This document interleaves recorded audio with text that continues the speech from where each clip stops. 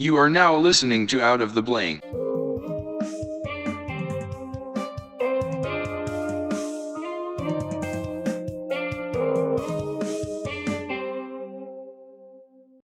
With another edition of the Mitchell Report Unleashed podcast, I had to bring a special guest onto the show.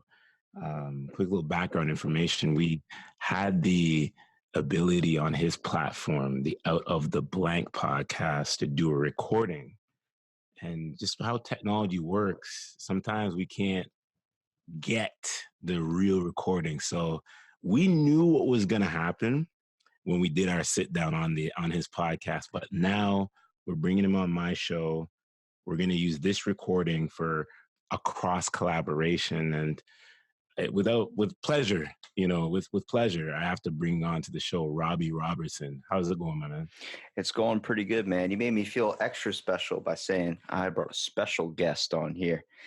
And it's funny, where technology fails, we lost this wonderful episode of us. And this is going to make up for it, man, because it's the government. They're trying to keep our secret to positivity out. Well, you're all the way in Maryland, my friend, United States of America. And, I'll say this first, the DM message you sent me on Facebook Messenger, you came out of left field. You said what you wanted to say. You said, bring me on to your show. I did some background information. I found out your age, and I want to put this out there first. You're 21 years old. And the knowledge that you have and that you possess, not a lot of people that I know that are in their early 20s even have that. So hats off to you. Yeah, it's pretty I appreciate that compliment, man. It's weird. I don't really vibe with a lot of kids my age. I try and connect with everyone, but at the age of 21, everyone's going out drinking, spending their money, and dude, it's I see it tear them apart, man.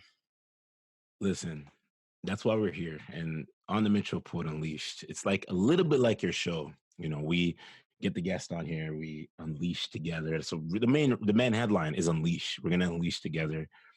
I know we're gonna talk about some pretty powerful things, on my platform here, 153 episodes in. I jump from a variety of different topics, but to have you here now to bring it in, I'm ready for this one. And I think that this is gonna be an eye opener and a wake up call to a lot of our listeners on both platforms to be able to understand, what the power of positivity is and how two forces can collaborate together and drive home the message that needs to be driven home. For sure, man. Like Tiger Woods. I appreciate it. I like that. Like I said that. So the power of the mind, right? What do you feel in your personal eyes causes the limitations in our daily lives?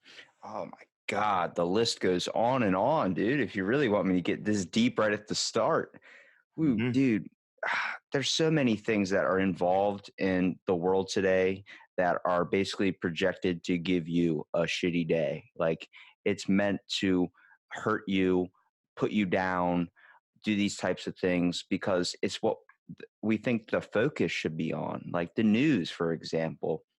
You can't turn on the TV. I can't enjoy a bowl of Frosted Flakes without something bad popping up. I hear another school shooting. I hear something like this. It's ridiculous. It makes you think the world is this bad place. I can tell you from personal experience. I know the world's a bad place, but it's because we're looking at the hard outer shell. We're not looking at the beauty that lies within.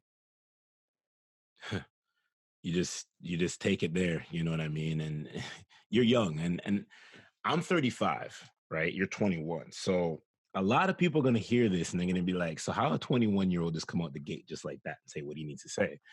And it's because shifting how your mindset is. And I know that we look at the TV. I know that we look at the things that are around us. And I'm always a firm believer of the laws of attraction. And when you wake up in the morning, if you're going to think about negative things, almost guaranteeing yourself your day is going to most likely start off negative. If you have yourself positive, what do you think is going to happen? You're going to have somewhat of a positive day. You know what I mean? Have you ever heard of someone being like a wet towel? I've never heard that expression by my friend. I use it because I've met people who are like a wet towel. Like you put them on, they're just dragging you down, and you're like, I can't dry off with this. Like, you know how uncomfortable it is to put on wet clothing? Well, Dude, we can talk about it from a perspective of working out if you really want to go there. You yeah, can't true. That sweat. when you work out and you sweating in cotton and you don't have the right dry fit material. What do you think is going to end up happening? You You know what I just mean? start stripping in the middle of the gym. Well, that to each his own. If Well, that's what you want to do, don't quit your day job. with with a wet towel, basically, I've been around people like this. Hell, I know some people that are pretty close to me that are like this, and it's like everything they bring up has to be complaining about something, has to be just about their problems immediately. It's like, can we not have a conversation? I'll even take the dumb conversation of, well, the weather's crazy. It's like, okay, you obviously hit that because we can't relate on anything, but when you start hanging out with someone, like, it stopped me from going into relationships where a girl just felt like she was more draining than she was giving me what I wanted. Not trying to be selfish, like by saying what I wanted, but you're there and all she wants to do is look at the bads. And like, you try so hard to put all your energy into them, you end up feeling weak. I mean, I'm sure everyone out there has went out into the world today, talked to someone, and literally felt physically drained. I can tell you from personal experience I feel that on a daily basis. I also talk to therapists, something I got really far into with schooling. I wanted to be a therapist. I wanted to hear the problems of the world. I wanted to be able to help in the smallest way possible. The person that thinks they're the smallest thing is really the biggest thing. It's everyone matters here. But hearing how, like, for like my training was, I had to watch videos of depression videos, people with mental disorders, people explain their pain. And afterwards, it's right in the morning, I was doing my schoolwork. I would shut my computer and I'd be like, don't talk to me for the rest of the day. And my family would be like, what's going on? I'm like, I can't, like, it's too much. And you end up wanting to just sleep in bed all day because it puts you in such a state. And I think people are really unaware of how they truly affect others just with their energy around them. I like how you say that, and it's true. You got some people in life that want to be more of a leech and a vampire than actually contributing. And I've always said is that if you got good around you, and this is a great analogy to use, when you got something good in front of you and then somebody's trying to not spread their personal beliefs necessarily, but trying to provide you with good information, and you reject that just by maybe the things you say, maybe the way that you're just kind of not paying attention to the person, your mind's elsewhere.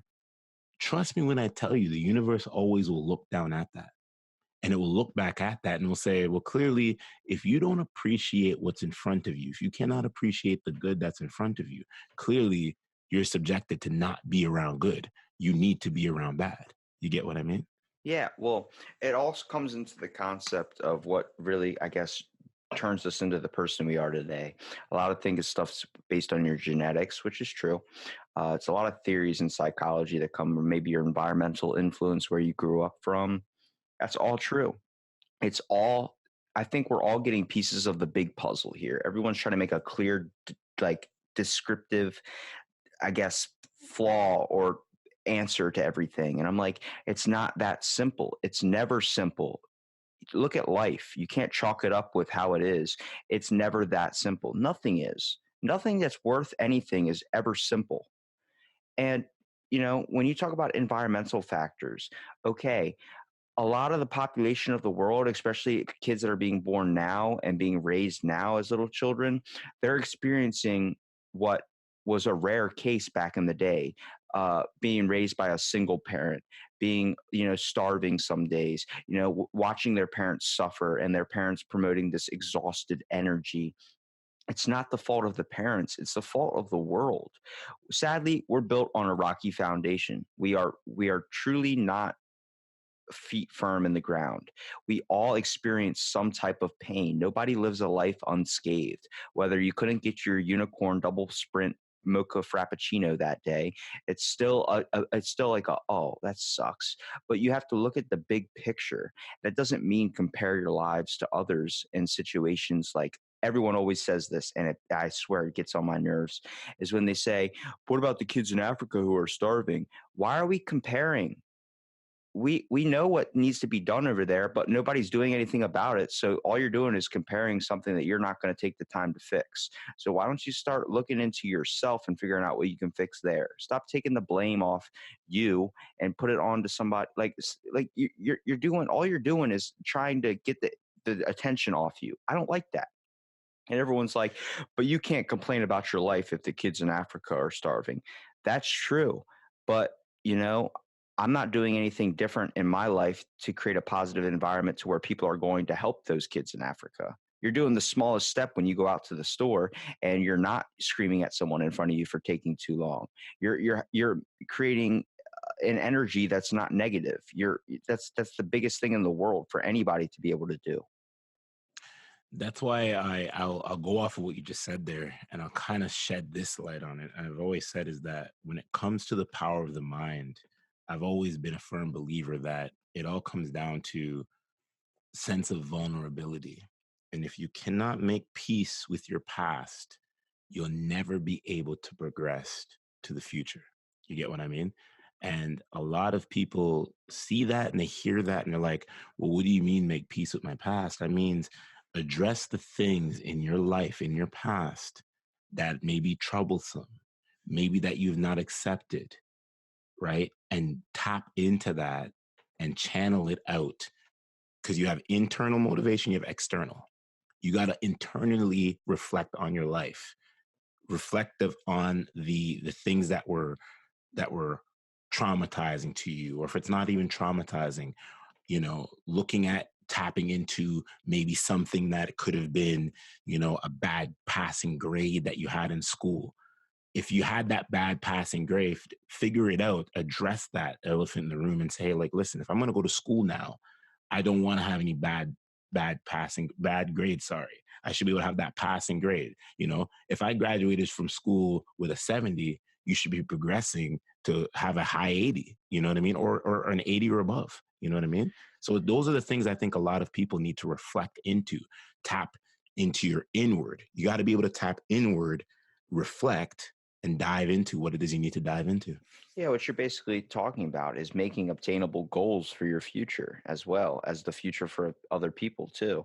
I mean, you don't obviously you can't worry about everybody in the whole entire world, but if you're able to change small things in yourself where you can mark as troublesome, like for me, example, I had two flat tires happen 3 days apart from each other. Like, Mm-hmm. you know how pissed off you get when you run over a nail, you fix it, and the next thing you know, your other tire runs over a nail and you have to fix that. Let me tell you, it's not fun watching your bank account go down. But I stopped myself from doing the worst thing possible, and that was being short with the maintenance people that were there at that moment trying to help me finish my car, because it seemed like everyone was just sitting around, which they probably had a long day. It didn't take into account. And I'm like, I need this done as soon as possible. And I heard the guy be real with me. He was like, "Oh, you hear that, guys? He wants it done as soon as possible." And that registered in my head. I was like, wait a minute. I'm being a dick right now. I'm being what I don't want to be expressed out into the world because I'm dealing with a bunch of pent up problems of my own. I'm just trying to get everything solved. I was freaking out basically. And I was like, guys, I'm going to stop myself right here. I'm very sorry for what I just said because I don't mean it. I'm just very like kind of flustered right now because I have all this stuff going on. And they just looked at me and I was like, I apologize. Take your time. Thank you. I appreciate everything. And I walked away. I ended up getting the tire plugged, coming back in today and talking to him again. I was like, I want to apologize again for behalf of how I acted because it's not me. And they're like looking at me like, all right, man. Like it was weird for them. And then the one woman came up to me and was like, how old are you? I said, 21 years old. She goes, you understand not even adults or what we consider to be like 40-year-old, 50-year-old people act like you do. Do you understand that? They act childish. They yell at us. We get berated all the time. I was like, to be honest, I have a respect for everyone. But if you really want to know my true answer of why I freaked out like that and then I stopped myself was because I realized you can make my ass sit and wait for as long as I want. Exactly. You have the option to fix my car if it gets done now or if it gets done 2 weeks from now. So I'm like, why am I going to short someone who's literally helping me? It's their job to help me. So it's going to happen. Don't rush them. Let them get to it when they get to it. Yeah, I understand I'm in a hurry and I have stuff in my head, but is that stuff going to matter 10 days from now? Is that stuff going to matter a week from now? You know, I think a lot of people think short term when it comes to problems. They look at everything like it's affecting my life now. It's going to affect my life. This is all that matters. I'm like, look at the long term, man. Yeah. You, you know, that kid on the bus that's crying and you're bullying him and you're making fun of him. Well, his short-term solution to solve all that is to end his life. The long-term solution is that he learns to use that bullying, use that pain to get somewhere in his life that helps him get to a better standing and a better sense of self-worth.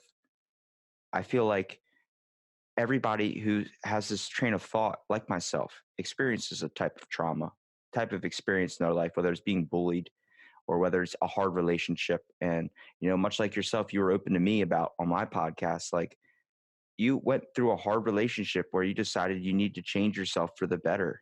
And y- Exactly. you can relate with that's what a wet towel is. You know, we choose to uh, bring around these types of people because it's just that's just how they are. It's not how they are. They got to a point like that because stuff had happened to them. Now you don't need to look at everyone with a microscope like you let me see your problems. No, no, no. Don't do that. But realize they had some trauma, you had some trauma. So they're people. We're all people here together. So why don't we work to make a better future for ourselves? We talk about cleaning Absolutely. up the earth. That's okay. That's a problem, obviously, but what about us? What can we do to change us as people? Why are we so worried about picking on somebody and judging others if we can change stuff in our own lives? Why do we always have to pull out the ruler and measure everything? Because it's society and it goes into it's crazy because this is what I'm trying to say here is that I don't even want to say iron sharpens iron, but when you have like-minded individuals that come together, it's crazy how the dialogue can flow. And these are the conversations, Robbie. I'll keep it real with you. In my everyday life, if I don't have these type of conversations, I feel like I'm not. I feel like I'm in a struggle with myself. You know what I mean?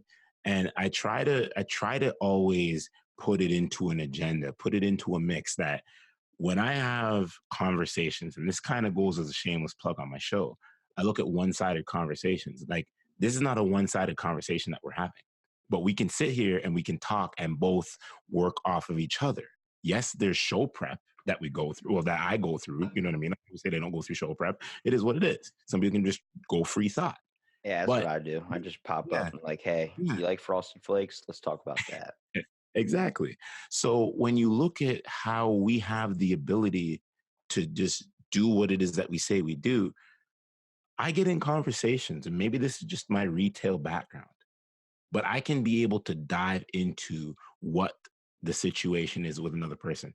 I can know a lot about a person within 5 to 7 minutes easily. I can tell the makeup of that person. I can tell that there's something that they have going on. Now, yes, a lot of people say is you're older, so you can pinpoint that. Not necessarily how age has anything to do with it, but if you take the time to address the elephant in the room, which is your current life, guess what?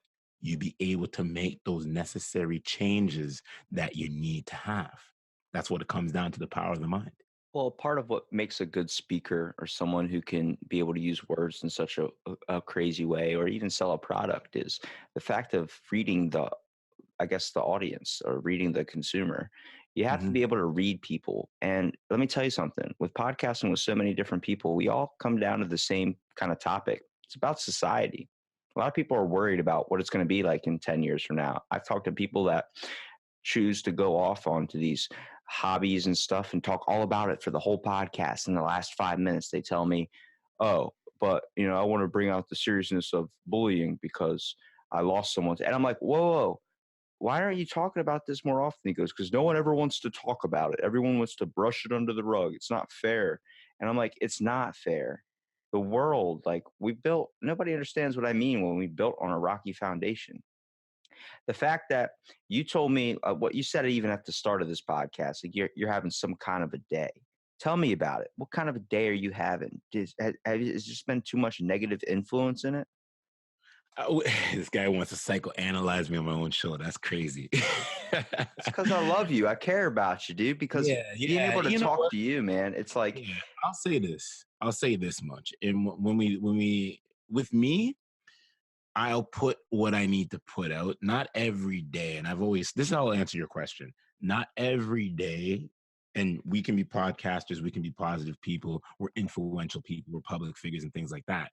Not every day we're going to be our 100% self. And people think that. People look at you and they think, oh, well, Rory has the ability to be a high strung person that's 99% positivity. You know what?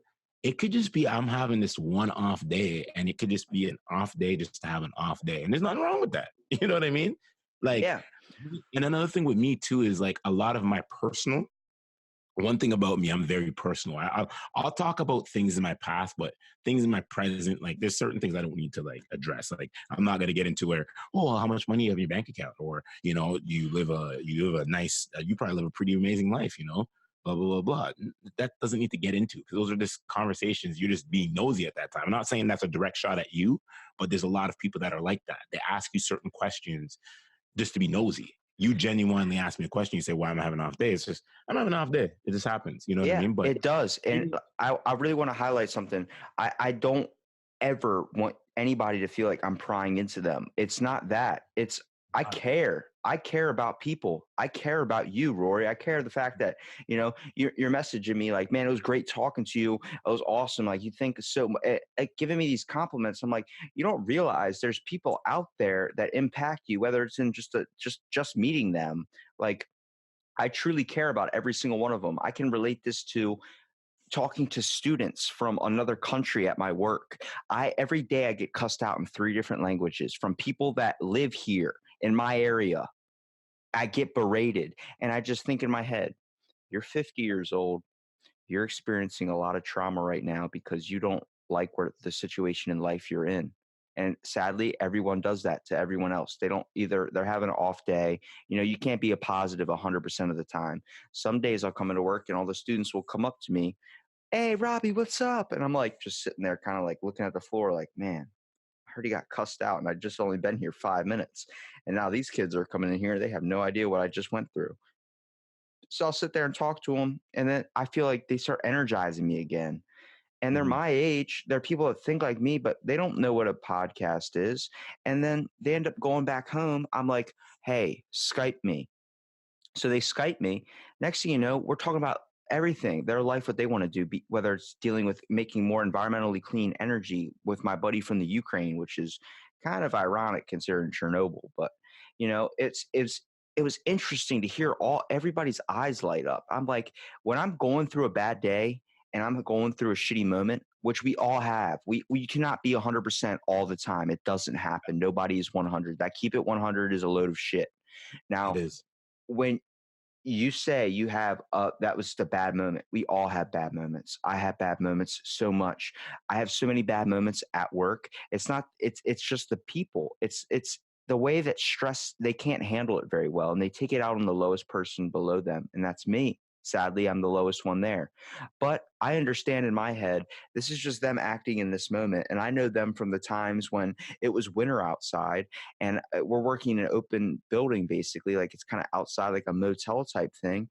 And they open up one of the doors that nobody's using and say, come in, Robbie, why don't you sit in where the heat is? I've seen that. I've seen kindness where there's mostly anger, and I know it's there. I know everyone has it. We all have bad days. And once you understand that, you look at people differently. Stop looking at them and judging them like, oh, they're just some asshole. No, Yeah. they're dealing with some stuff. I will be Mhm. open and I will ask people if they want to talk about it because I truly care. If anybody can explain anything about me, it's Robbie. You have to take him, like you have to experience him for yourself.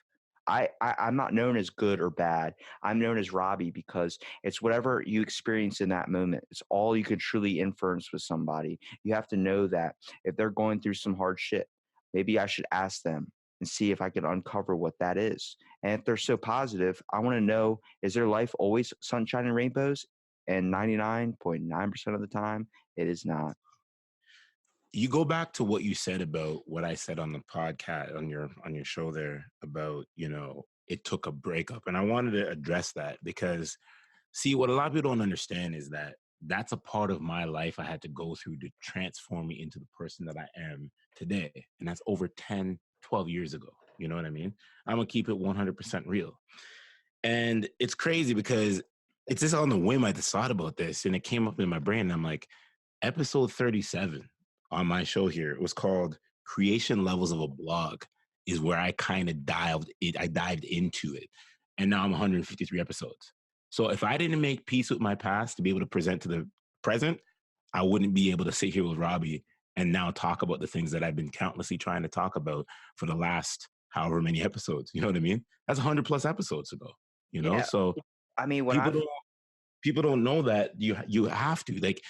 And going back to the bad day, like you can have a bad day, but if you keep stressing and stressing and stressing and stressing and stressing, right? And you keep bringing out that negative energy and say, for instance, you're stressing and then there may be, for instance, could be somebody there that's an innocent bystander that's just welcoming you and you want to create more negative foundation. What do you think is going to happen? That person's going to be negative. Then instead of one person being negative, two people are going to be negative. You get what I mean? Then it turns into a big kerfuffle. It's sometimes is an analogy that they always use. They say this, sometimes it's best like you did when you were in the auto mechanic shop is slow down, gather your thoughts, and speed it back up again. You know what I mean? yeah, Think through before you hit the nail on the head. a lot of people don't even realize what the smallest things they can do just to improve their day too. Like if it's whether listening to a song, like how many songs do you know that have like a vibe that put you in such a good mood? You want to roll the windows down and shout out to the world. There's plenty songs. Old Town Road being one of them right now for 2019, which is Oh, Song of the please Summer. no, please no. No, no, That's no. But here's the thing. that sparks hatred in me. Listen, hate's a strong word, my friend. It you, sparks strong dislike. Exactly. There you go. Perfect. I love how the correction on the fly. Because Well, people use that word hate so quickly, and it's like, no, no, no, no, no. You dislike. That's then what it I comes. then I strongly dislike Tom Cruise too. Just want to throw that out there as well. But there's a song I actually want to. I think you should look up, and if you listen to the lyrics, it's kind of like a rap song. It's like I never thought I'd like. I'm not a big rap guy, but then I started listening to this. I'm like, wow, he's being real. I was always more listening to God, what are those people? The Temptations. I like listening to the old style classics type stuff. I like listening to Johnny Cash. I'm all old school a little bit. And I Yeah. dived into the reggae world, kind of positive energy when I needed that in my life. When I was dealing with the trouble with school and dealing with bullying, I needed that reggae to be there and lift my head up. But also, where a song can affect somebody like Atmosphere. I don't know if you know who that guy is. I've heard of the name. I've heard of the name. He's got a song called The Best Day. And it's literally like, I had a rough day, but that's life. It happens. Woke up on the dark side of my mattress, and he just goes off. I mean, everything is just, it's literally so relatable to what you can experience in your everyday life. Just like, he goes, and to top it off, I'm kind of hungry, but I can't eat till I find my money. It's in my wallet, but my wallet ain't in my pocket. Can't remember the last time I saw it. And he's like, they don't want me in a bad mood. He's all about people judging him. And he's like, but today is going to be the best day. And then he just starts going and starts singing about how it's going to be awesome, even though he's experiencing literally the whole song is just a list of shit that's going on. That's like teacher thinks I'm a fool and all this stuff. And you hear that and you're like, I can just vibe to this. I can relate to this. That can boost your mood up, dude. Whether it's wearing a new shirt, whether it's doing something that improves your life, it's all about change a little bit. It's not the fact that we need to change like how the world's working. Yeah, that's the big, big, big, big picture. But change who you are. You're having a bad day, you can change it up, style it up, let out like a quick scream if you have to, get that. You have to get it out because what people aren't doing is we're shoving it down. We're Mhm. letting it beat us to our knees and keep us there. Like Exactly. the reason I start to not let bad things really get me down or if I hold on too long anymore is because I see it. I have a problem with authority. You tell me to do the dishes, I'm not doing the dishes. But I will do them on my own. But if you say, oh, they could have, but you didn't put them away, I will lick every single dish and put it back. But where my problem with authority stems from, I use it in my benefit. Somebody tells me I can't do something. I can't go to college. I got my fucking degree. Someone tells me I can't do something. I can't do this. I think of when life puts me down, it's telling me I can't make it better. I can't do something. And I say, you're not telling me what to do. And I get up and I do it. I do what I want to do. I go out when I don't want to go out. I do things that I feel like are going to be a bother to me because it's going to create more of a problem in my own life, but they end up being the best things. Well said. I want to segue now because this is a conversation that I want to ask you and see kind of where your perspective, your mind is when it comes down to, yeah, you're going there, right? What is social media like for you in this day and age? You want my And now I know you perspective have a from it? podcast. Yeah, you have a podcast, so you're not really big on social media. So we'll get that out there. You have you're on Spotify, you're on YouTube, and we'll go through all those credentials later on in the show. But Facebook is one of your big parts of social media, and you have a Facebook group page. I don't really see you active on Twitter. You have an Instagram page also too. But what's social media like for you in this day and age as a 21-year-old male? I wouldn't be using Facebook if it wasn't a way for me to connect to get more people for the podcast. To be honest with you, my computer's logged into it. I'm on it. So when I'm on it, it's just there. I wouldn't go out of my way to try and promote something or spend $15 on it. I think social media, in my mind, like I see it as a benefit, but I also see it as you take too much in excess. You can drink too much water. You can eat too much, get fat. You can do so many things in excess. Nobody ever does it in a limited amount or does it to a point where it's enough just to their full. And it's like the only thing we ever get full from anymore is negative influences. Sometimes you get so full, you have to shoot up a grocery store or something. I'm like, I don't see that person as damaged. I see him as he got full because the world shoves a lot of shit in your face. And I think social media nowadays is just a platform to help, I guess, funnel more shit into your face. So this is going to be going into, I want to stick on the social media for just a teeny bit because Let's do it's it. going to be my next part. So you mentioned about social media and how it has to shove shit in our face. Understandable. I totally get that. I use majority of my social media, and this is no beans about it. Just a quick little refresher for everybody. I use it for promo. My Instagram is straight promo. My Twitter is where I actually engage with a lot of people. That's kind of where it's a reverse effect. You have Facebook. Like I only use Facebook now as an incubator for my personal platform. You know what I mean? I used to post quotes. I used to post things all the time. Now I just post a podcast, streamline it, bam, bam, bam, and that's it. I have my group page, do the same thing, bam, bam, bam. I'll get the occasional Facebook message. Instagram now, I love with the tracker that they have. And I just looked at this the other day and it tells you how long you spend on social media. It tells you how long you spend on Instagram. And when you go into your activity, it will tell you that time. And I was actually proud to myself. I was proud of myself because on one of my last podcasts that I did about 3-4 podcasts ago, I talked about the internet and social media and stuff like that. And I set up how I use the Instagram app and I moved it to my second page of my iPhone.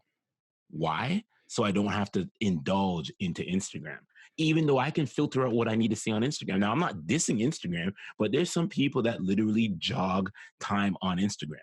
The amount of time they spend on Instagram is the amount of time they could be picking up a podcast, listening to it, watching, something of influential mindset shifting parameters. Nobody says you can't watch your favorite TV show, but I looked at my time that I spent on Instagram and it's 48 minutes. And here's something I want to tell people. A day? Yeah. You want to know what those 48 minutes are doing though? That's watching a lot of video that other people are sending me. That's power of positivity. That's a difference that you see. I'm just not jogging my time on Instagram just to go through and scroll and see who's posting this and who's trying to show off this lavish lifestyle and things like that. You know what I mean? Because I think that what Instagram does, and whatever people want to do with Instagram, it's fine. There's some people that post to have orbiters. That's all it comes down to. They like these likes. They get all these likes. They get all these concepts and comments of mentions of, oh, nice shirt or blah blah blah blah blah, and you look nice. You know what that is, right? We'll talk about it. It's acceptance. Exactly. Oh my God, this tenses me up too much. Yes, which is why I think people are so sensitive in this day and age, because social media accepts you.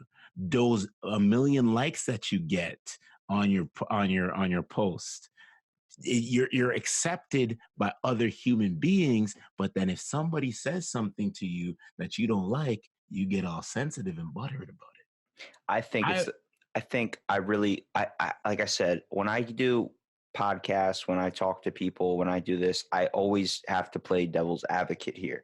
Social media, when it comes to acceptance, that is a major boost in the light of someone dealing with a lot of depression, and they put up a picture of a sunset. Let's say, I like to put a lot of pictures up of sunsets, sunrises. I'm not saying I deal with a lot of depression. I'm saying because it's something we all share together. We all experience this same thing, but see it in so many different lights. I think when you look at social media, you have to take your own interpretation with it. Much like anything, there's the bads and the goods. Everybody has bads and goods. There's baggage, there's all that stuff. Social media makes people a hell of a lot more sensitive. I can't agree, but it also helps in different situations. But I think the way the world uses it now is a giant outlet for anger, a giant outlet for acceptance, a giant outlet of so many factors that are because of we're not getting it in our everyday life anymore. The fact you will watch reality television because it has drama to it and they make it in a real life scenario that you can relate to. Someone didn't do the dishes or someone used your last can of orange spray tan. You have to fight them now. That's something, if you don't experience a type of trauma, a type of love, a type of emotional feeling you're supposed to be getting in everyday life, you will seek it out somewhere else. And sadly, the easiest thing nowadays is social media. I'm sorry. Robbie. No, Robbie. That's listen. Sometimes what I do is this on my show. That's why I call it the Mitchell Report Unleashed, bro. To this day, 2.5 years of doing this. It's the reason why I call it, because I throw the lob and I let the guests just hit it or dunk it whenever they want to. And what you said there is so powerful. You feel what I'm saying? And that is what I try to even dictate to a lot of people, in life. Not everything I put on social media. I'll keep it real. I'll throw up an occasional picture of me as far as a promo on Instagram, and that's it.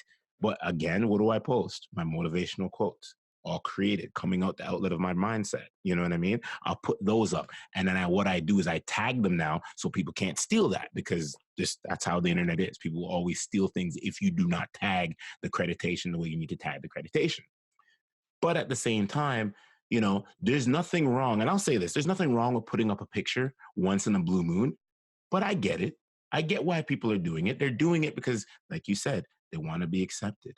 They want to have that acceptance letter. They want to have that acceptance of, oh, well, this many people have commented underneath my post. I get comments now under some of the videos I do when I'm on social media promoting the podcast, or when I post an interesting episode, people are starting to comment under that. I never got that before, but you want to know what that showed? It showed that the business mindset that I have, it shows that people are starting to pay attention and people start now engaging. You get what I mean? They shouldn't have to just engage by a little selfie picture that you post up. They should be able to engage in all areas of your life if they truly do care about you. You get what I mean? Well, it's a fascination where people jump into video games too. I found out most kids my age, and now it's not even kids my age anymore. It seems to be affecting older and older ages. the fact that you want to escape from reality, you want to escape from something and put yourself in a dream fantasy scenario or some type of other life because you don't like the one you're living.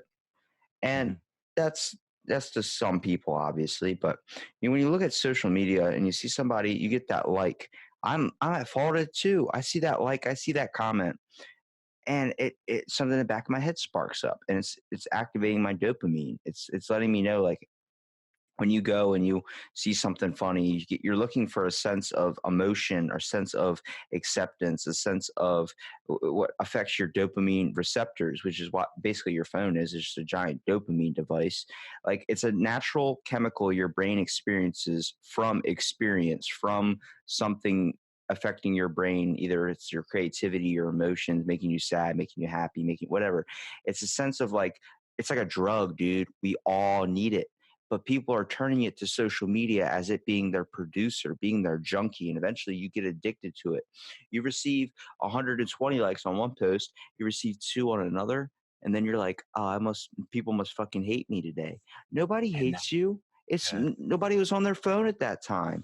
I do a right. thing, and I want to call it the take your phone off for a day challenge. It's probably gonna, we got to think of a better name. That's too long, but No, that's a great name. Why not? you're going into a grocery store. There's no need to have your cell phone on you at all unless you have an emergency call coming up. Let me tell you Or you have something. your grocery list, or you have your grocery list on there. I prefer to write mine down because I still like a good old pen and paper. You know what I You're do? back into the old school mentality. I like that.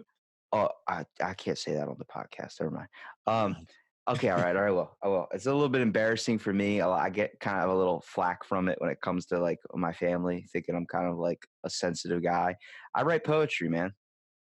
There's nothing wrong with that. I enjoy it. I enjoy thinking about it. And I started realizing a lot of my poems are about how the world works. And I'm like, it changes every time I podcast with somebody. And the challenge I want to go out there and tell everybody, write your grocery list on on a piece of paper, a receipt, whatever you got to do, like I do. Usually know what I'm going to get when I go in there anyway. Um, and then just leave your phone in the car. Just do it. I do it every time. I'm telling you. I went in today. I missed 12 calls. None of them were important. 15 Fact. of them I missed were Snapchats. None of them were important.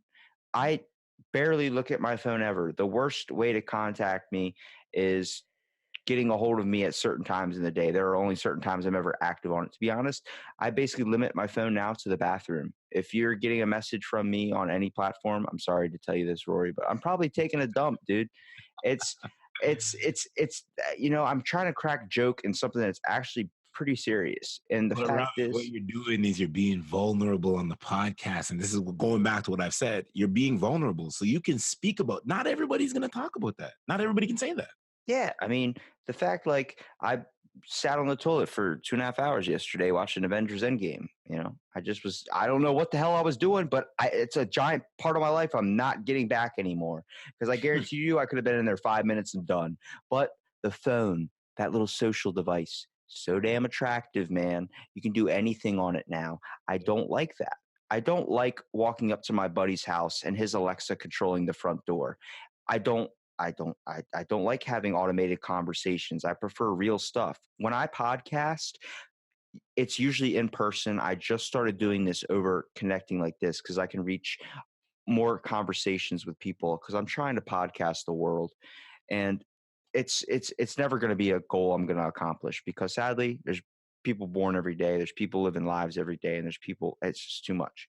But I'm going to try my damn hardest to get there. When you come into my podcast studio, I tell my friends, give me your phone.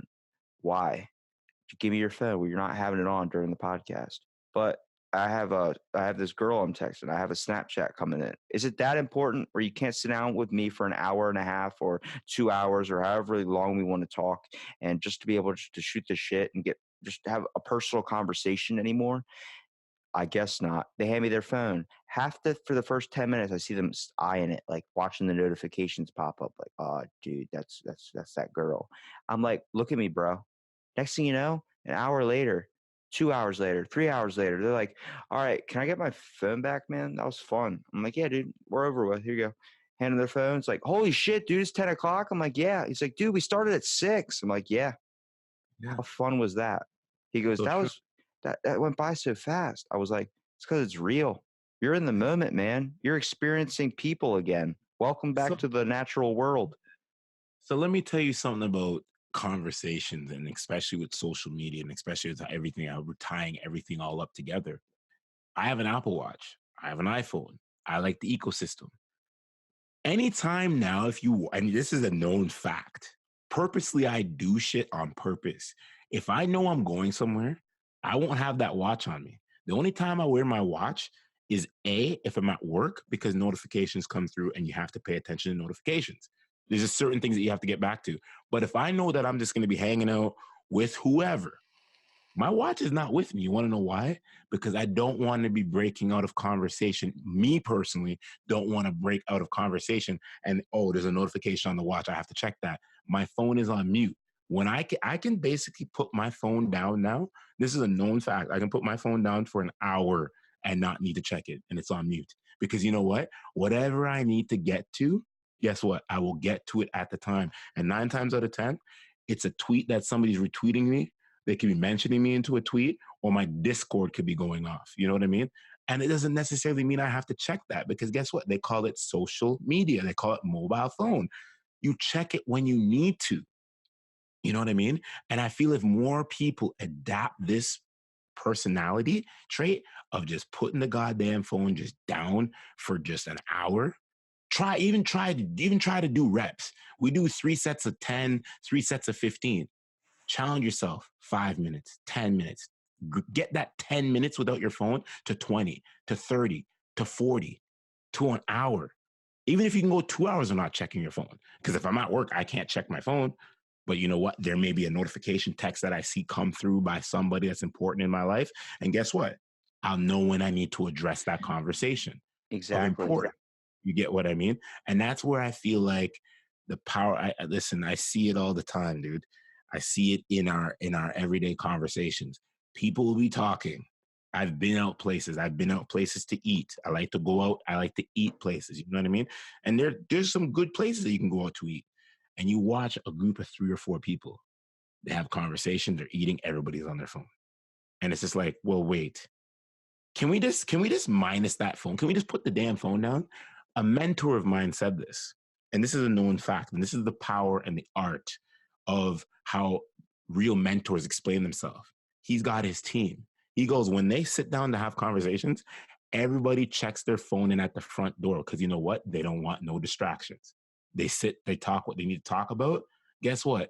If you get a text message, you can respond back to it, not right away. You can do it after. You know what I mean? But that's the thing, is people feel like they have to be attached to their phone, which, what is that? What we just talk about. It's like having a drug inside your hands. It's like having this natural drugs. And the more you keep doing that, the more addicted you become to the phone. And the more addicted you become to the phone, you can't live without it. You know what I mean? There's one comedian I like aspire when it comes to dealing with the phone, and that's Ari Shafir. Dude, he shut his phone off and traveled to other countries with nothing, no device, no social media, none of that for months. He didn't tell anybody where he was going. He just left. He's like, I'll be back at this date. Next thing you know, like people were worried about him, contact, like, where'd he go? He's not posting on social media. And people were sending pictures of him from other countries, like Ari's in China, Ari's in Thailand, Ari's in, like, spots and glimpses of him. That's the only way his friends and family had to track him. But he got back and he said, it's awesome. And he has a flip phone now. Like, he doesn't want to use it ever. He doesn't care. He's totally, completely done what most people would consider impossible.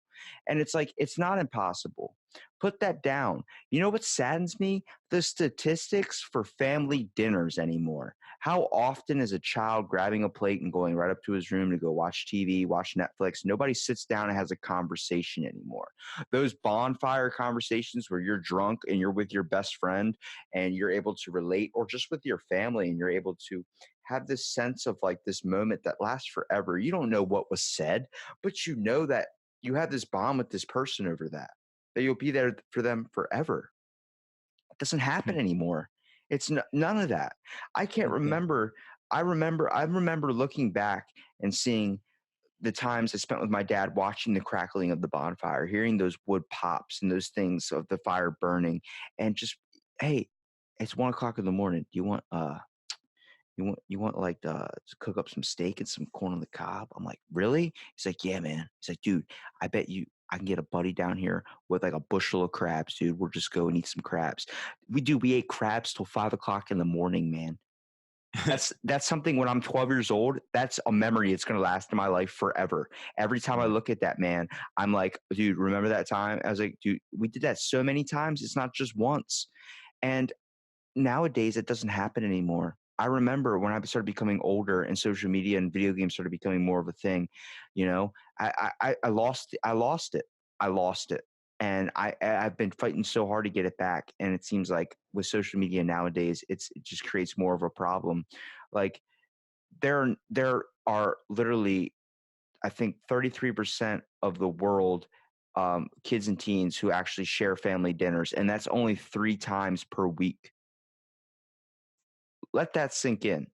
33%, 3 times per week. That's the highest average of family dinners that happen anymore. It's pretty sad. You know what's crazy is if I ask my buddy who's Hispanic about his family things, he goes, "Dude," he goes, "we sit down and have family dinners every single night." I'm like, "What? I haven't had that in years." He goes, "Dude, we're all so extended out and we're not the richest people." And that's not a knock to them, but he's like, "We don't have a lot of technology, you know? So we don't feel the need to have our phones." And I think that's just a problem America's facing is that everyone that's being raised here and has this I guess, adopted sense of technology, they don't know what it's like to be in another country that doesn't have these types of fortunes to us. China probably experiences it the most. Everything is a screen in front of their face. They have billboards like in New York where they're just moving pictures and advertisements all over their buildings. Like they don't have ground space, so they have to put it on buildings now. Like China is like they bump into you at a store. Their natural thing is to not apologize because that's what they do in their country. There's so many of them there. Nobody ever takes the time when especially in a world in a country of innovation where technology's ever out there to just sit down and have a real conversation anymore. The fact that the only conversation tool we need right now, me and you, is this computer or this microphone in front of us. But we're still talking. I'm still listening to what you're saying. I'm hearing everything. Someone asked me like, "Yeah, remember when I said," I'm like, "I remember everything you've ever said on my podcast with the hundreds of people I've podcasted with because I like it. I like knowing you. I like knowing the things that happened in your life that got you to where you got today. I like Exactly. knowing what you're interested about. I like seeing that spark, that fire in your eyes. And I want to find out more. I want to hear everything you're going to accomplish, everything you want to accomplish in the world. And I want to help you achieve those things, whether it's draining my bank account or not. Because damn, I can't spend $5 on a t-shirt for myself, but I'll be more than happy to pick your ass up in another country if you need it." And hey, there's a lot of people that are not built like me and you. You know what I mean? That put people first. And I mentioned it on your podcast, telling you about acts of service and what we're doing. When you have the power to serve people first and want to indulge into people's life and actually have conversation and act like you give a damn and act like you really understand what's going on in their life. And, you know, we may not all the time get the same sort of uh credit back, you know what I mean? Because some people may look at it and be like, well, he's doing all this for me, he or she's doing all this for me, but they don't want to give you the exact same, which then spins off to be like saying people with loyalty, right? Do you feel in your personal lives, Robbie, right, that some people are only loyal to what you can do for them? Oh, dude. Oh my God. That's not even a question. That's a fact. Everybody's out for their true intentions, man. That's a fact. I mean, you use somebody for something. I've had people be like, "Hey man, like, hey, what's up?" And they start a conversation and I literally know what the answer is going to be. I send them back a text like, "Do you need a ride somewhere? Is that what's up?" Because you're only messaging me. It's been a couple months and, before all you did was ask for rides and then I was like, "I can't do it tonight." And after I rejected you a few times, you stopped asking for a while. I'm guessing you're bringing that back up. He goes, "Nah, man, I was just seeing how you were doing and everything." And then we start talking. And next thing you know, I get that text. "So you free tonight?" I get off around 10:30. I kind of need to lift home. I'm like, "Yeah, okay." And then I get sucked into it. Like I'm more than willing to help you if you need it, but the fact that you can only rely on people nowadays for even to be loyal is if they can get something out of you. That's 100% true. I'm Yeah. sure you've experienced that too, man. We all know 100, those people. 100%. And I'll say this, people want to have 100% on the exam, right? They want to have 100% on the exam, but they only give 50% effort when they're studying. It's like goes back to the whole loyalty feature. You get what I mean? Is how are you gonna want how are you gonna want to be loyal to, or how are you gonna want to have loyalty when you're not even loyal to yourself? Or the people that basically say they want this from you, they want 100% from you, but they're only giving 25 to 50%. So in my eyes, it's kind of like, well, you just listen to the things that I do or the things that I say. You see me what it is that I can bring to the table, but you kind of just want to pick and choose and take what I'm going to give you. So if I can give you the ability to give you $100, right? If I give you $100 right now, basically you're going to take that $100 and not come back with what you purchased. Say, for instance, to say, hey, listen, you gave me $100, right? I may have not spent the full 100, but this is what I got out of it. Because here's the thing: is this, Robbie? Where's If my I change? Exactly, if you gave me 100, if you said, "Yo, spot me 100," you know what I would do? I give you that $100 bill to see what you can do with it. Because I can guarantee you this. Oh, you'd be so upset. I I would I buy guarantee. so many bowls of Frosted Flakes you don't even know. I see that's your favorite pastime. That's your favorite cereal. I Honestly, know. Honey Smacks is my favorite, but I like Okay. you can buy you can get a lot more with Frosted Flakes. I'm all about I guess making it last. Okay. I can guarantee you, if I give you $100, you're gonna come back and at least give me something out of that 100. You feel what I'm saying? Yeah, Because of me the personally, I would. person Yeah, you are. But there's some people you give them 100, and you know what? They just take that 100 for their own self because they're greedy. You know what I mean? And that's why I say about loyalty is like people act like they're loyal, but when you kind of look at it more and more, they're not. They just want to see what you can do for them at that time. And whatever they get from you, that's when they taper off. And they go to the next person and then they take. You know what I mean? All they want to do is take without contributing. You get what I mean? So it's like, how are you going to sit at the table with me, dine for two, when we're only dining for really technically one person? You're just only sitting at the table just to eat the meal. You don't care to have the conversation with me. You don't care to know about how my day is going. You don't care to know what's going on in my life. And that's just it. You know what I mean? it's sad people use your kindness and loyalty as an advantage to get somewhere. You see it even happens with families. Somebody's car goes down or something. They're like, can I borrow this money from you? I promise I'll pay you back. You don't even think twice about them paying you back. You're just like, don't even worry about it. Like, I'll help you out. You need it. This is why I have the opportunities. I know you'd help me out if I was in a jam. And then next thing you know, after they get everything fixed, it's the next day. They go, yeah, you never do anything for me. It's like, what about the money I spent on you to get your car fixed when in a problem that you needed it? Why is it the fact that my car broke down? I was more willing to walk 4 hours to get home because I didn't have anybody reliable to call on. I had one buddy and he texted me, I'm in South Carolina, bro. What's up? Before I even told him what was going on, I said, nothing, man. Just seeing how you're doing, dude. Are we going to the movies that night? Yeah, man. We have plans for it.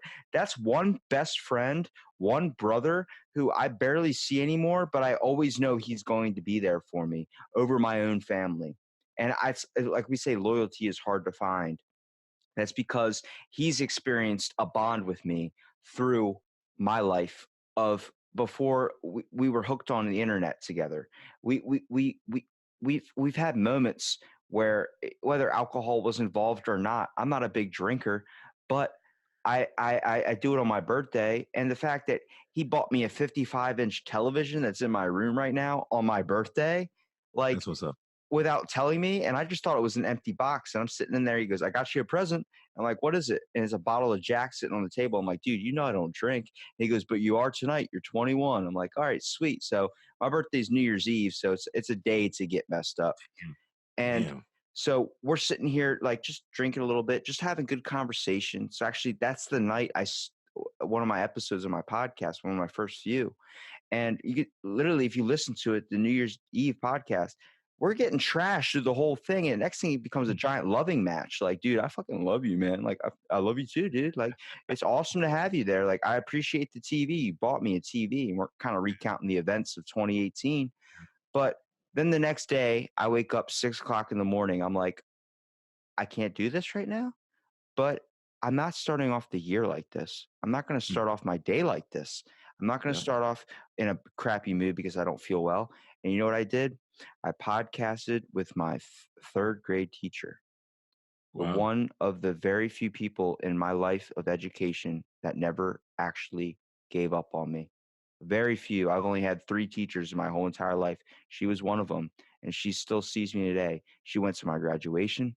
She said everything to me. She said, "I knew you were always going to be great." I said, "How did you know when I didn't know, when nobody around me even believed it? They thought I needed to be on medication for my ADHD." She goes, Mhm. "You know what I saw? I saw a kid with a lot of energy. So you know what I did? I used to stick eraser caps on your pencils so you could drum on the desk because that's always what you want to do. You always want to tap your feet or do something. And then at recess, I'd see you'd have a little bit more energy than everybody. So I don't mean to treat you like a dog, but I kicked the ball far across the field to make you go after it and bring it back to me. You did it, and I did it like 5 or 6 times to the point where you were leveled again. And you went back inside class and you were able to focus again.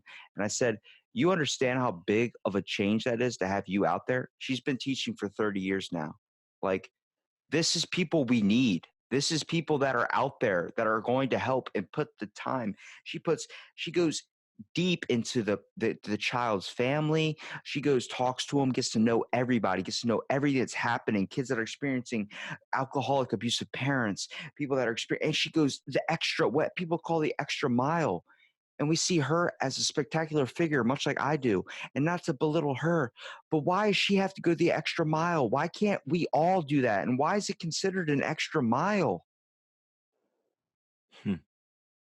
I, I, Robbie, I'm it's a sorry, it's a story. lot.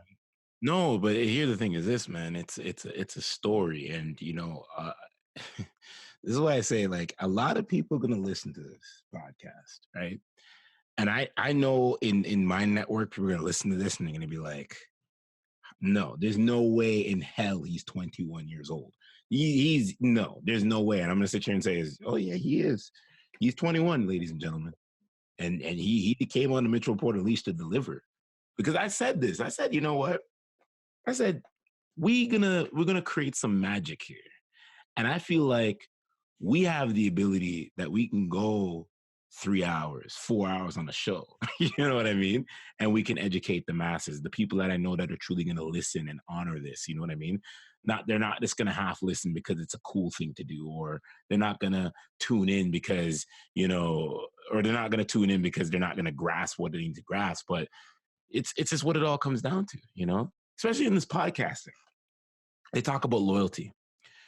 And it's crazy that I will say it. Maybe you see this. I see this a lot. You think the people that are close to you are the ones that are supporting. It's not really necessarily them. It's the outsiders, the ones that only see you in passing. That's more of an acquaintance, or they don't really know you. They can identify you have a podcast. They can identify that you have a show. So when I see that, in my mind, it says is other people are looking to pay attention. They're genuinely affected by the things that I'm saying because they can see this guy sits behind his mic each and every week and he delivers. But then there's people that are close to you that can't even do the exact same thing. So my question is that a sense of jealousy, or is that a sense of that they're too indulged in their own life that they can't really have the correct parameters, or maybe they're ashamed, or maybe it is they listen to your podcast and they know what you're saying, but it can't affect them because they're not there yet. You get what I mean? I think it's all about being relatable and the fact that I'll use humor, I'll use anything I naturally, I guess, have. I don't consider myself to be a funny guy, but you damn right, if there's a fart joke in the room, I'm addressing it. But it's the whole aspect. Like, we take life so damn serious. You need a minute to relax and unwind. And the Mm-hmm. best way to make people understand that is to bring laughter, bring something, a type of experience or just somebody's thoughts where I'm sure you've probably seen it. Like, have you ever just randomly did something for somebody, like it just helped them out, like just out of nowhere, not even knowing them? Give me an example. Give me an example. Well, for me, I at my local food line, my local grocery store, I go in there get the same thing. It's always $2. I always pay for it. The girl usually is one of the same people that kind of cashing out. She just knows me as the food I get. It's like a Jello protein type thing, and she goes, "You're the Jello guy, Jello guy." And I was like, "Yep." And that's what they know me as. I don't really care. It's just whatever. It's fun for them. Makes their day better. Cool. So, Mhm. you know, it was like late at night. I was driving home, just got off work, and I saw this girl walking. And for some reason, I'm like, you know what? If that was fucking me, I'd be pretty pissed nobody was giving me a ride home. Then I saw the Mhm. Food Lion attire. Oh, it's that girl. I don't know her name. Picked her up, drove her all the way back to her house. She's like, "Thank you so much." And I was like, "No worries. It's 1 o'clock in the morning. It's 30 degrees out. You're not walking home when I'm just driving by. Like, what am I going to do? Go home and play Xbox? No, come on." So took her home. Took an extra 20 minutes, whatever. I don't care. Could have been an hour away. I still would have did it. But I took her home and she's like, "Thank you so much. I'll pay." I was like, "Don't pay me. Just enjoy your night." Later she adds me on Facebook. I get her name. I don't want to blast her out there, but turns out her brother was on my podcast, one of my best friends in school that I Wow. had no idea. I was like, we're all connected. She messaged on a Facebook picture I put up of him. His name's Zach Elmer. And Mhm. he talks about being a car guy and everything. And I'm like, we're so connected. People you So wouldn't think. you know what it is, Robbie? You know what we call that? We call that the universe, bro. The universe talking to you. And I'll say something that's gonna sound crazy because maybe it's because okay, yes, I'm in my 30s. So people are gonna take me as a very no nonsense type of individual when they first see me. Serious look. He seems like he's mad, but it's not that. A lot of the times people see me, I'm just focused. You get what I mean? I'm focused, but if you actually ask me the conversation or try to make a conversation, be like, "So Rory, are you mad?" 9 times I'm going to tell you is how my mind works. I could be thinking about something that doesn't even have to do with you. It doesn't mean I'm necessarily pissed off, but it's going to sound crazy because you talk about giving back to people or just doing things for people. And I feel like the new coming attraction is what I see a lot of things is I find hidden talent in a lot of people. And I know the people that are listening to this right now, and I'm not going to name drop, they know who they are. They know who they are. And I've single handedly found out what their true passion is in life. Because guess what? My passion was deemed to me back when I was in public school. My principal always looked at me and said, "Hey, when I was playing on the basketball team, I see you in some sort of broadcasting. I see you in radio." It's crazy. However many years now I'm doing a podcast. So maybe it was written. You know what I mean? Maybe it was written. He must have seen something from grade 7, grade 8. But now what I do is I play it forward and I look at people that have possession of hidden talents. You get what I mean? If it's things to do with videography, if it's creating their podcast themselves. I've had countless messages of people saying, "Listen, how do I do this? How do I do that?" I've had people reach out to me. Listen, I'll put this one out here. A lot of people don't know about this story. This is so many years ago, and I can say this right now out because it's just necessary and it's a time. So I used to post a lot of motivational quotes on Facebook. I kind of And I picked that had up one about you. particular, yeah, one gentleman reached out to me. Okay. I still don't know if he's following me on Facebook to this day. And he inboxed me and he didn't have me. I guess at first he didn't have me added. And he said, "I used to despise every time you used to post." And I go, and I kind of laughed and I kept reading the message. But he said, "The more I kept reading your posts, the more it made me look inward to myself. And the first thing I sat back and I said is, I'm dealing with something that I need to get addressed." And he goes, just by the power of the things that you were saying, it helped me shift and it helped me change my attitude towards life. And I like to thank you for that. I don't even know this dude. Okay. But for some random to come out and say that, that tells you that, and I don't know if you're spiritual, that tells you that, guess what? You're doing God's work. You're doing the right work of service. You're doing the things to help people better their day.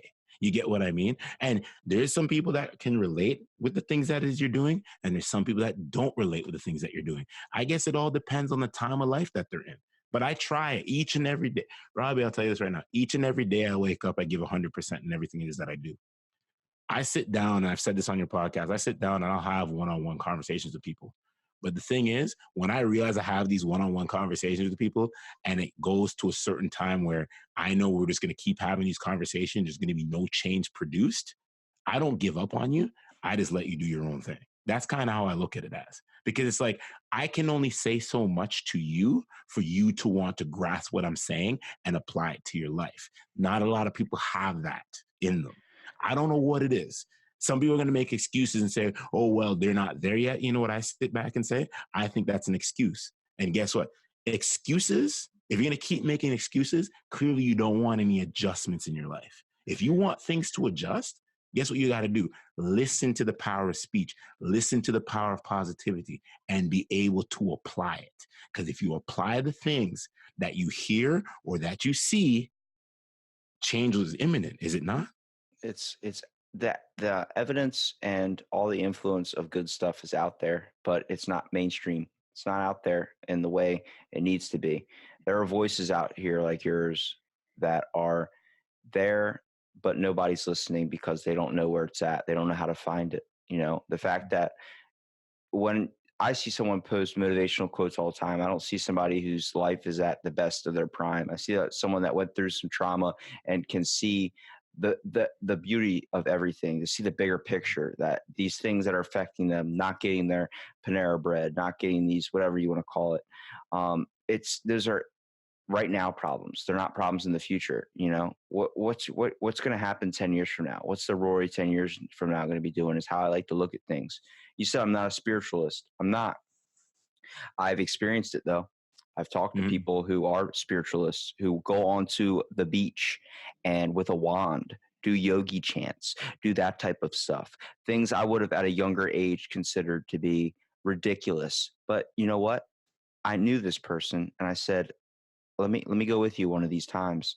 So poured out a freaking yoga mat out of my closet, went all the way down to the beach at 4 o'clock in the morning, watched the sunrise, not doing a whole lot of yoga, but doing the types of meditations and the types of chants she was doing.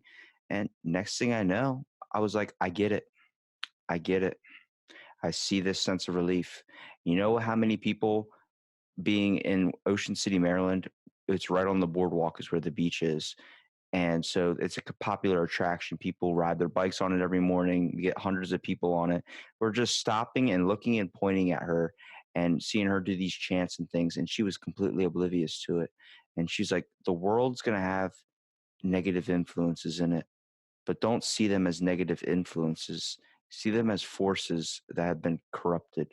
And I heard that. I was like, damn, that's some revelation right there. Yeah. And I'm thinking, I'm like, I used to think people like that were doing this were crazy. Now, let me tell you, after experiencing it, I'm not going to go out and do it anymore, but I had that experience. I'm not just listening to people talk. I'm getting information and I'm trying to find it and seek it out for myself as well. If that works for her, what's to say it's not going to work for me? If it doesn't work for me, then it doesn't work for me, but it might work for someone else out there. You know, she believes in spirit animals. She told me mine was the sloth. As soon as she said that, I was like, mine's a sloth? She goes, yeah, because you naturally want to slow down. And I'm like, that's true. I have really bad ADHD and it makes it hard. But the fact that I can't knock anything anybody's into. If you want to believe the earth is flat, go ahead. If that brings a lightness to your day, okay then. But I believe when you start projecting hate and spite and all these things because someone doesn't follow your way of thinking or because you're right and they're wrong, you've already lost the battle to yourself, man. You're giving yourself a one-sided view on everything. You're not letting any new information come to light. And I think when Exactly. you do that, you lose the war on humanity. 100%. And that's where you take as you're 21 years old, and I try to be a voice for the that youth between the 20s into their, from 20 to 35, especially my age, right? Just knowing where I'm at, because I gotta cater to those people. I'm not a people that are teenagers are not gonna want to listen to the show because they're not there yet. I feel like in your 20s, and I've been 20. I know what 20 feels like. I've tasted it before. You get what I mean? Indestructible. Yeah, Indestructible. you're invincible. And there's a lot of concepts in life that you're not ready to get, but you only will get them if you do what Robbie does and you at least take a step out of your comfort zone. You get what I mean? You said you're not the big spiritual person. What'd you do? You took a step out your comfort zone to go do yoga to see what it was all about, and you felt what it was all about. I also If built a wand, and let me tell you that I still have that wand. It's some fascinating shit. I look at that and I act like Harry Potter in my room sometimes. Okay, I respect it, man. I respect it. Sense of vulnerability again. You see, coming up, being vulnerable. There's nothing wrong with that. You know, I wish a lot of people, I wish a lot of people were like me and you, but I know that it takes longer for others to get it. And it kind of goes into a perspective that I say is this: if you're surrounded by people in all your life that are could be yes men or yes women, or people that are not speaking like how me and Robbie are talking, and then when you meet us, you'll get lost in transition. You'll kind of look at it and you'll think it's jibber jabber, when really all we're trying to do is just tell you to shift your mindset.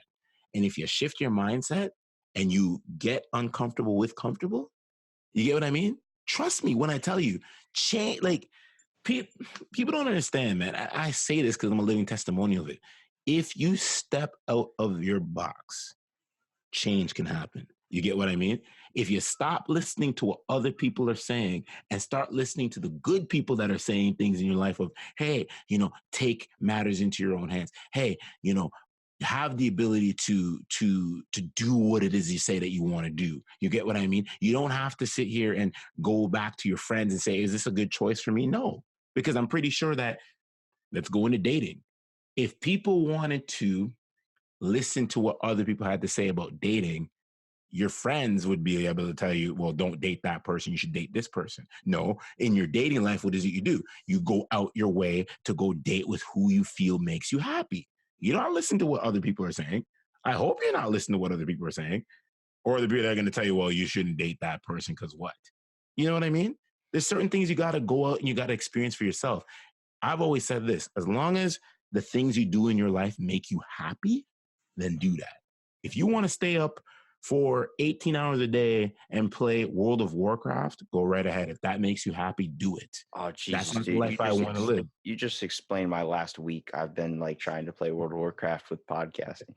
I fell back into the gaming era. It's my buddy's fault, and like I said, I'm still 21, so like I'm still like into all that a little bit. Like I'm not big into video games anymore. I still prefer podcasting, but what's sad is people aren't reliable anymore.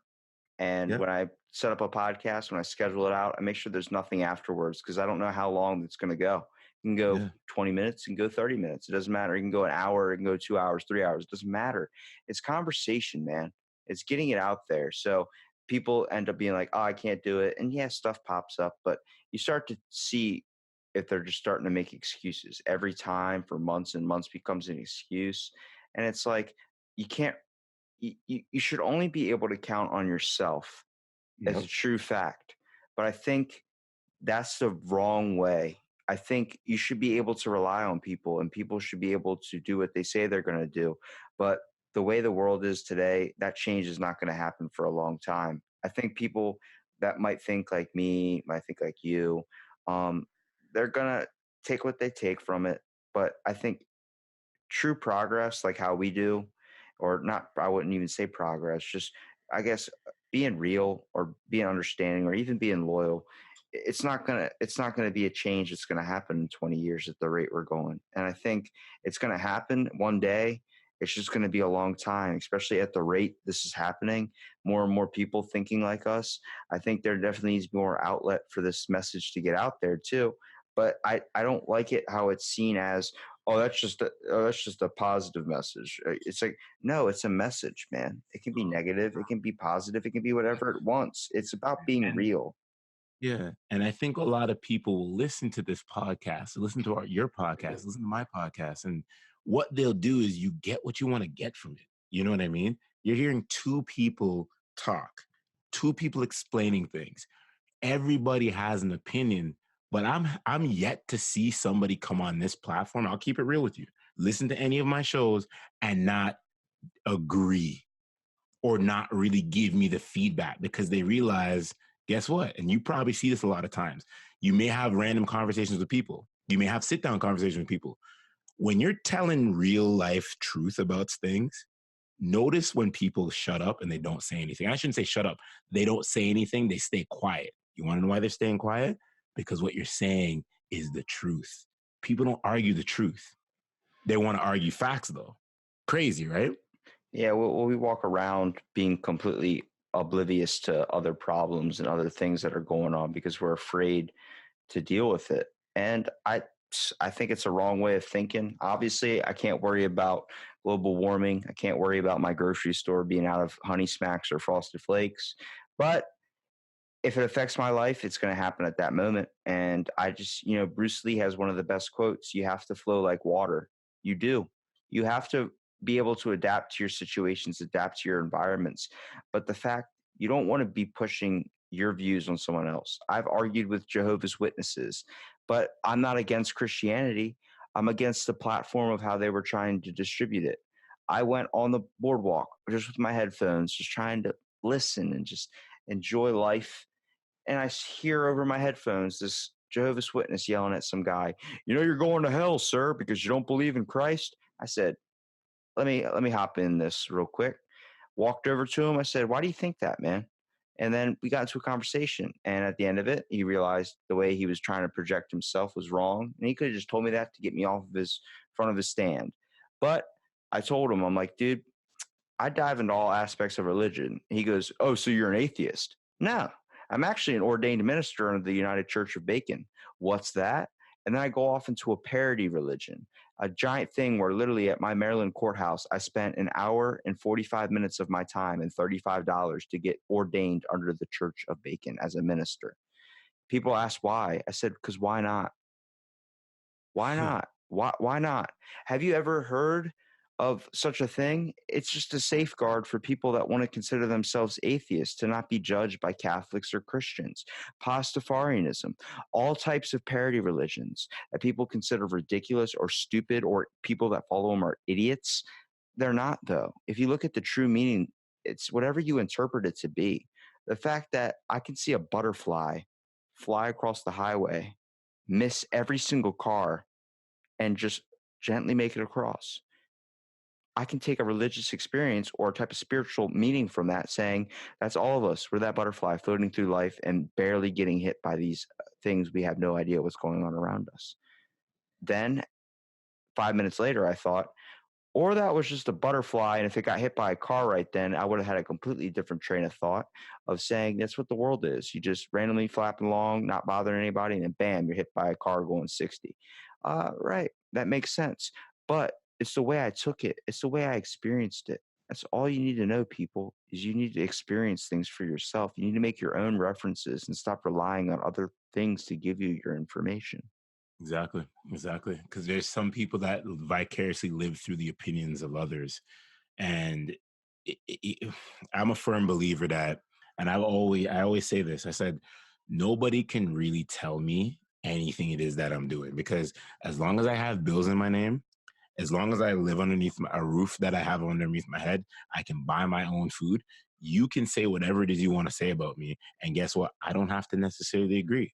You get what I mean? And I think there's a lot of people that get stuck in that cycle where they have to people please their friends. You get what I mean? Or the people that are around them. They never want to tip the boat. And sometimes it's kind of like, if you keep living that way, you're just going to run yourself. You're going to run yourself in overdrive. You're not going to really understand the true meaning of life, because you're going to get up older. You're going to get older, and you're still going to live through the opinions and what people are going to say that you should be doing. How are you going to be able to make and have your own sense of belief in life? How are you going to be able to go through the trials and tribulations of life because of what somebody else is telling you to do? There's other people that will give you feedback.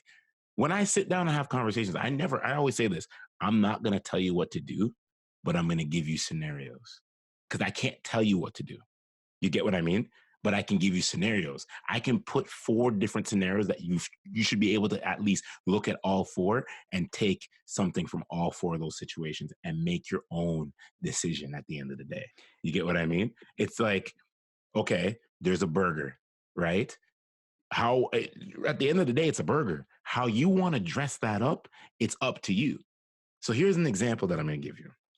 So if you have a burger in front of you and you know you don't like tomatoes, but the person is telling you, oh, you should put tomatoes on your burger, are you just still going to go out there and put tomatoes on your burger? No, make that decision for yourself. Don't live by the opinions of what other people think you should be living like. And I see it time and time again. And I'll tell you, I feel, not that I feel sorry for those type of people. I just realize there's going to come down to life, and there's going to be bigger things that they need to make a decision about. And they won't be able to do it, because guess what? They're still looking and reaching to see what other people are going to say for them to do.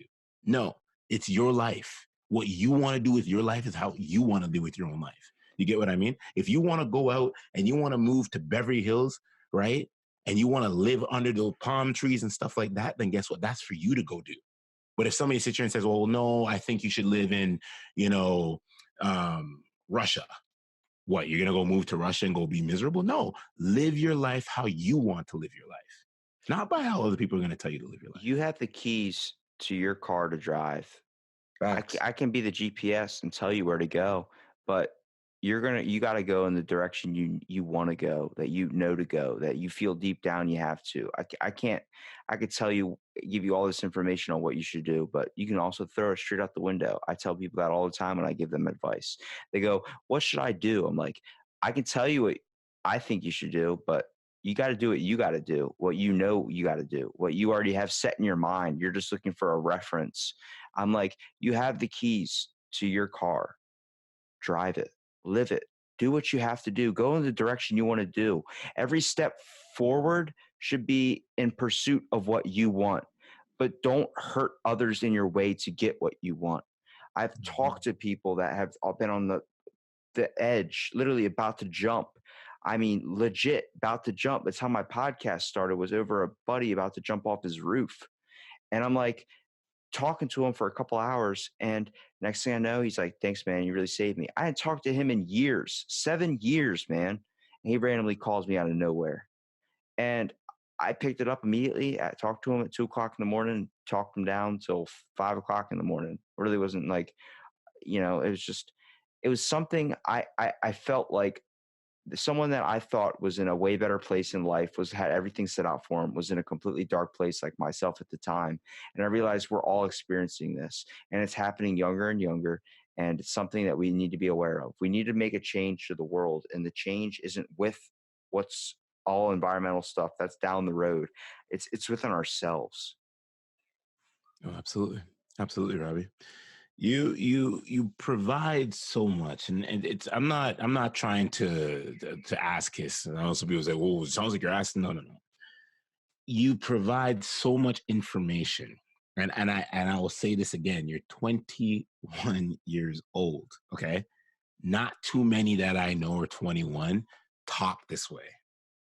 It's you got to walk to find diamonds in the rough. You got to walk to find people that share that message. You get what I mean? That want to be bona fide leaders. Like I've always said, 10% of us are leaders. The other 90 are followers.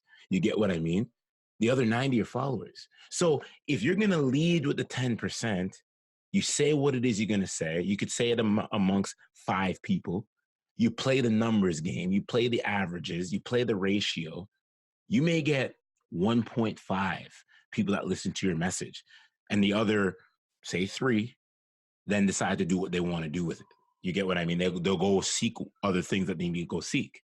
But it works in the same favor as like you could have a belief, you could have a message that you're trying to send. And what you see people is out of those 5, 3 of them then say, oh, I don't really like that guy. Or one of the 3 will look and say, I don't like that guy. And 2 other people, or maybe all, will all join in. You get what I mean? Because people, what? They want to be not the leaders. They want to follow. They want to follow the pack. You get what I mean? If somebody says, oh, you shouldn't, what's the word I'm trying to look for? You shouldn't like that sports team because that's America's team. Oh, you should like the Green Bay Packers. Why? Why do I have to like something that somebody else is telling me? Like, find it yourself. Reflect internally. And that's what a lot of people don't want to do in this world. You get what I mean? All my information that I guess you would say is like wise, whatever. It's just thoughts from experiences I've listened to, from stories I've heard, from traumas I've heard, from passions I've heard, from amazing things that we're all amazing. We are. And I know people are like, oh, you're just, you're saying what everybody says. Oh, everybody said our own special little thing, but it's so true. And we all have a like mind. We all think basically on the same thing and the concept of how the world works. And we all have something that inspires us to be amazing. I've talked to someone that was a professional women's champion arm wrestler just because she wanted to be one. I heard that. I was like, what? I've talked to someone who makes their own stained glass, is a Mormon, makes bread at a local bar. I've talked to people that have a pursuit of changing the world, making the world a better place energy wise, has a job in astrophysics, the list goes on and on and on. And I'm like, I'm not doing anything but bettering my own life by doing podcasting. I'm not doing anything damaging to it by getting other people's references and other people's thoughts in my mind. I don't call them good or bad experiences. I call them conversation. There should never be a feeling of that was the worst conversation. It basically was an argument. Arguments are not real. They're 2 people acting out and not letting another person see the other side. Once you start looking at both sides of the puzzle or both sides of the coin, your whole perspective on life is going to change. I just think people, I got a better name for the challenge, turn that phone off. Turn that phone off. That's all you have to do. Turn that phone off, and also change your perspective. Should be a new challenge coming into the world. Change your perspective. Be more of an optimistic person, because once you start looking at the light at things, it's going to be a hell of a lot better world for you to enjoy. Robbie, I'm gonna say this right now. We're gonna pause it there when it comes to the podcast, because I know that the listeners, right, listen to this for the time that they're gonna listen this to, and they're gonna be like, yo, they're gonna want more. I just already feel it. So I'm gonna put this as part 1, and we're gonna get you to come back in a couple weeks from now. We're gonna do part 2, because we'll call that the extension to this, because you, like I said again, you have a wise way about yourself, and I feel like the right people listen to this, like I've been saying this again, are gonna be like, nah, there's no way he can't be. And I'm gonna say this right now: you're years above your youth. You get what I mean? Yeah, I mean, I mostly vibe with older people, sadly. Yeah. Like Yeah. I spend more of my time hanging out with like 40-year-olds and all these types of things, because I look at my younger generation and trying to bond with them. All they want to do is go out and drink at this time. And I'm like, you're there. I mean, we're the same thing, but you're not, I guess, at my mind level yet. And I know you'll get there, and whether it's now or whether it's a traumatic experience later down the road, but hopefully it doesn't take something so bad to get you there, and you just decide the world's a place to live, and we need to make it whatever we want, make it our own. No, definitely. I want you to tell all the listeners where they can tune into your podcast. And I know you're not big on social media. I know you have the Instagram and whatnot, but Where can all the listeners of the Mitchell Report Unleashed podcast tune into your podcast, my friend? I'm on all platforms. It's Out of the Blank podcast. Spotify, YouTube, Instagram, Facebook. I'm primarily on YouTube. It's where all the new episodes go up every day. And I'm always open to people that want to podcast and be on it, because we all got something to reference to this world. That's important out there. We all matter. We all have a story. We all have an experience.